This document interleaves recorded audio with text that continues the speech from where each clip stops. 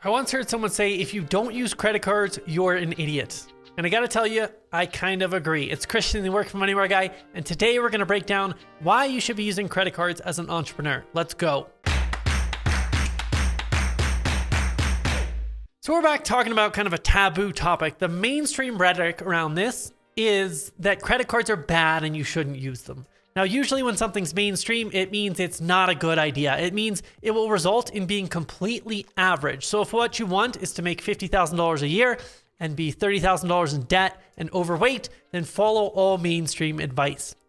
If you want a better life than that, you're gonna have to step out of what's socially acceptable and learn to do things as the successful and rich people do them. Now, one of the most important parts about financial literacy is understanding and using credit properly.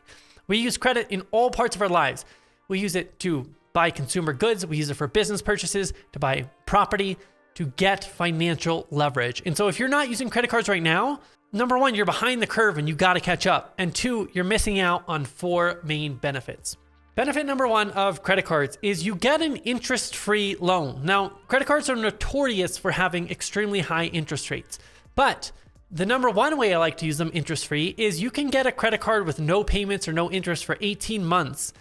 And then you can actually have a free loan for a year and a half while you make money back to pay that off.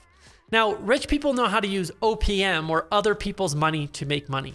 So if you actually put an asset on that credit card that makes you more money back, you're using somebody else's money to get a cash flowing asset and making more money off that money. That's what rich people do over and over again. They use other people's money to make money. So the way that I do this, especially when I was first starting out, was I would find a course for $1,000 or $2,000 that I knew would make me $10 or $20 or $30 or $50,000 in the next 18 months by learning what's in that course. And I would just put that course on my interest-free 18-month free loan credit card, and then I would just make sure that I paid that off before the 18 months is over. So if you're buying a program that teaches you how to get new clients, put it on the credit card, and then with your first client, pay that credit card off. That's called financial leverage. That's the same reason we take out student loans to go to college, but you can do it on a much shorter time frame. Now, the second way that we use that interest-free loan is credit cards typically don't come due until 30 days after your statement date, and your statement date usually comes at the end of your billing period. So if I'm buying ads on my credit card, say I'm buying Facebook ads, I might have a full 45 to 60 days to pay that ad spend off. Now, let's say I invest that money in Facebook ads, I generate new leads for my business, and I don't make an ROI on those leads for a week or 2 weeks. That's how long it takes me to make my money back. Maybe I 2x my ROI and make twice my money back in 30 days.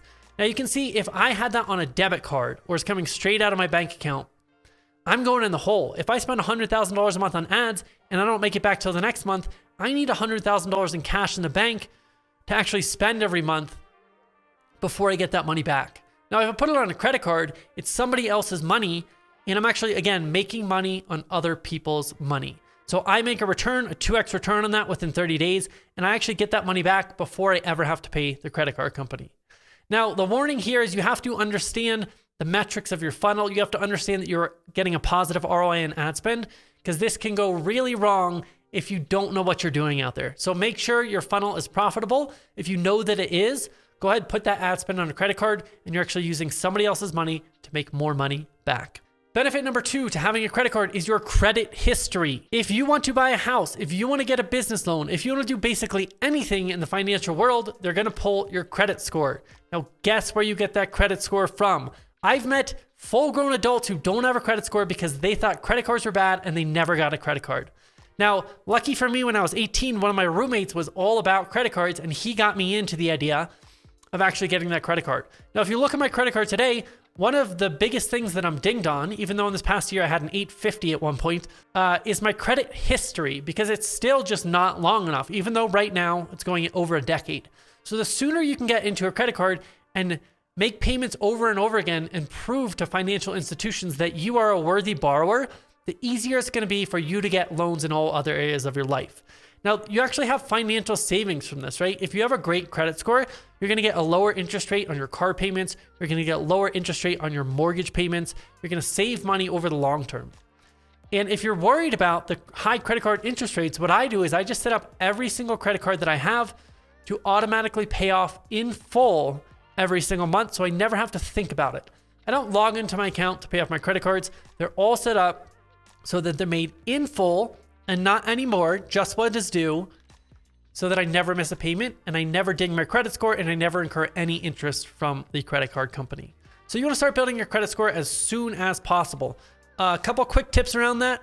They're also going to look at the amount of credit that you utilize. So the more open credit you have, the lower the percentage of utilized credit is going to be. So right now, if I have $100 on a credit card and my max is $100, I've used all my credit and that's going to lower my credit score. Now, if I just go out there and I open another credit card that has a $1,000 limit, now I've only used 10% of my available credit and my credit score is going to go up. So we want to start building that, make repeat payments, show people that we're a worthy borrower, and everything else in life is going to get easier. Number 3 benefit I have to using credit cards as an entrepreneur is rewards points. So remember when I said that I put everything on a credit card, I put ad spend, I use it as leverage, and I'm spending, sometimes I spend $100,000 a month on ads. Now, every dollar that I spend, I get rewards points back. So I've gotten free guitars from my rewards points. I've gotten first class tickets to Australia. I've stayed in luxury hotels, and I've basically flown around the world for free for a couple of years. And so if you're spending a lot of money every month, even a little bit, even if you put all your normal expenses on a credit card, you're going to get some of that back in travel rewards points and cash rewards and all sorts of things. So that's one of the main benefits for me from using a credit card is I'll actually get more back in spending power. Benefit number 4 to using a credit card is protection. If somebody gets hold of your debit card and they go out there and they take all the money out of your bank or they spend all that money, most of the time you're not really protected. You're actually downright screwed.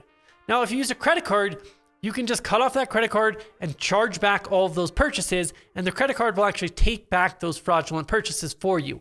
You're completely protected. Not to mention that credit cards often have built-in trip insurance, rental car insurance, homeowners insurance, all sorts of things. If you look at the fine print on a lot of credit cards, there's all these other benefits that you might not even realize.